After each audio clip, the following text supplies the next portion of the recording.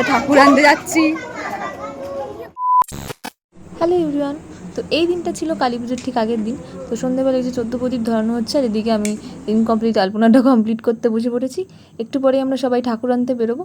তো চলো ভিডিওটা দেখতে থাকো। আমরা চলে এসেছি, আর এই যে আমাদের বাড়ির মা, আর এখন মাকে নিয়েও বেরিয়ে পড়েছি।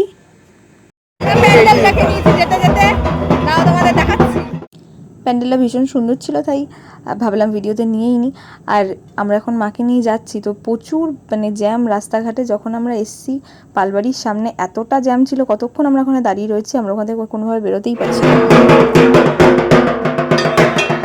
ভাই তো কন্টিনিউ ঢাক বাজাতে বাজাতে একদম ঘেমে অবস্থা খারাপ, আর আমরা এখানে দাঁড়িয়েছি, সবাই পিছনে রয়ে গেছে, আমরা আগে চলে এসেছি।